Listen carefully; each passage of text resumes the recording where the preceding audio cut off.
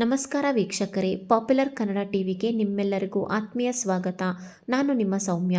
ವೃಷಭ ರಾಶಿಯವರೇ, ನಿಮ್ಮ ಜೀವನದಲ್ಲಿ ಒಂದು ಬಂಗಾರದ ಸಮಯ ಶುರುವಾಗಲು ದಿನಗಣನೆ ಆರಂಭವಾಗಿದೆ.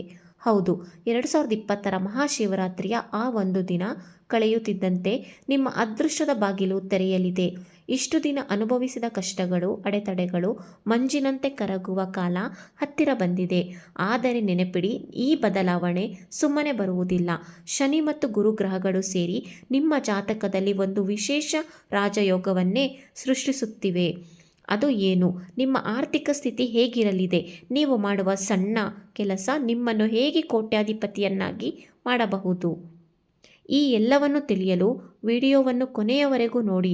ವಿಶೇಷವಾಗಿ ವಿಡಿಯೋದ ಅಂತ್ಯದಲ್ಲಿ ನಿಮ್ಮ ಅದೃಷ್ಟವನ್ನು 10 ಪಟ್ಟು ಹೆಚ್ಚಿಸುವ ಒಂದು ರಹಸ್ಯ ಪರಿಹಾರವನ್ನು ನಾನು ನಿಮಗೆ ತಿಳಿಸಿಕೊಡಲಿದ್ದೇನೆ. ಮಿಸ್ ಮಾಡಬೇಡಿ.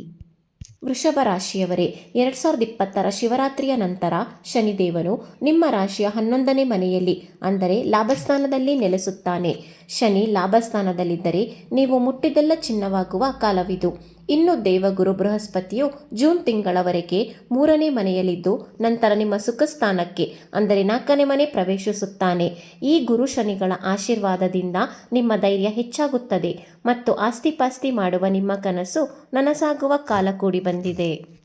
ಇನ್ನು ಕೆಲಸ ಅಂತ ಬಂದರೆ ಅಂದರೆ ಉದ್ಯೋಗಿಗಳಿಗೆ ಇದು ಅತ್ಯುತ್ತಮ ಸಮಯ. ಆಫೀಸಿನಲ್ಲಿ ನಿಮ್ಮ ಮಾತಿಗೆ ಬೆಲೆ ಸಿಗಲಿದೆ. ಸಂಬಳ ಹೆಚ್ಚಳ ಅಥವಾ ಬಡ್ಡಿಯ ನಿರೀಕ್ಷೆಯಲ್ಲಿದ್ದರೆ ಈ ವರ್ಷ ನಿಮಗೆ ಸಿಹಿ ಸುದ್ದಿ ಖಂಡಿತ ಸಿಗುತ್ತದೆ.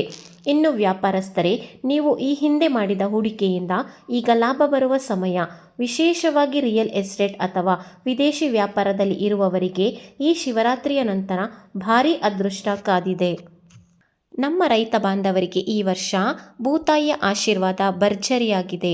ನೀವು ಬೆಳೆದ ಬೆಳೆಗೆ ಮಾರುಕಟ್ಟೆಯಲ್ಲಿ ಉತ್ತಮ ಬೆಲೆ ಸಿಗುವುದಲ್ಲದೆ ಹೊಸ ಭೂಮಿ ಖರೀದಿಸುವ ಯೋಗವೂ ನಿಮಗಿದೆ.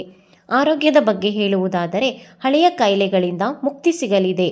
ಆದರೆ ನೆನಪಿರಲಿ, ಮಾನಸಿಕ ನೆಮ್ಮದಿಗಾಗಿ ಸ್ವಲ್ಪ ಯೋಗ ಮತ್ತು ಧ್ಯಾನ ಮಾಡುವುದು ಉತ್ತಮ. ಫ್ಯಾಮಿಲಿ ಲೈಫ್ ಅಂತ ಬಂದರೆ ಮನೆಯಲ್ಲಿ ಸಂಭ್ರಮದ ವಾತಾವರಣವಿರುತ್ತದೆ.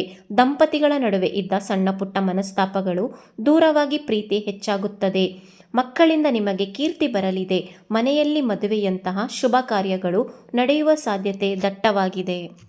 ನಿಮಗಾಗಿ ಈ ವರ್ಷದ ಲಕ್ಕಿ ಫ್ಯಾಕ್ಟರ್ಸ್ ಹೀಗಿದೆ ನೋಡಿ. ಅದೃಷ್ಟದ ಸಂಖ್ಯೆ 6 ಮತ್ತು 7. ಅದೃಷ್ಟದ ದಿನ ಶುಕ್ರವಾರ. ಅದೃಷ್ಟದ ಬಣ್ಣ ಬಿಳಿ ಮತ್ತು ಕೆನೆ ಅಂದರೆ ಕ್ರೀಮ್ ಕಲರ್. ನಾನು ವಿಡಿಯೋದ ಆರಂಭದಲ್ಲೇ ಹೇಳಿದಂತೆ ನಿಮ್ಮ ಅದೃಷ್ಟ ದ್ವಿಗುಣಗೊಳ್ಳಲು ಈ ಸರಳ ಕೆಲಸಗಳನ್ನು ಮಾಡಿ. ಪ್ರತಿ ಶುಕ್ರವಾರ ಮಹಾಲಕ್ಷ್ಮೀ ದೇವಿಗೆ ಬಿಳಿ ಹೂಗಳನ್ನು ಅರ್ಪಿಸಿ ಪೂಜೆ ಮಾಡಿ. ಸೋಮವಾರದಂದು ಶಿವನಿಗೆ ಎಳೆನೀರು ಅಥವಾ ಹಾಲಿನ ಅಭಿಷೇಕ ಮಾಡಿಸಿ. ಸಾಧ್ಯವಾದರೆ ಹಸಿದವರಿಗೆ ಅನ್ನದಾನ ಮಾಡಿ. ಇದು ನಿಮ್ಮ ಗ್ರಹ ದೋಷಗಳನ್ನು ದೂರ ಮಾಡುತ್ತದೆ. ನೋಡಿದ್ರಲ್ಲ ವೃಷಭ ರಾಶಿಯವರೇ, 2026 ನಿಮಗೆ ಹೊಸ ಭರವಸೆಯ ವರ್ಷ. ಅವಕಾಶಗಳನ್ನು ಸರಿಯಾಗಿ ಬಳಸಿಕೊಳ್ಳಿ. ಯಶಸ್ಸು ನಿಮ್ಮದಾಗಲಿದೆ. ಈ ಮಾಹಿತಿ ನಿಮಗೆ ಇಷ್ಟವಾಗಿದ್ದರೆ ದಯವಿಟ್ಟು ವಿಡಿಯೋವನ್ನು ಲೈಕ್ ಮಾಡಿ ಮತ್ತು ಶೇರ್ ಮಾಡಿ.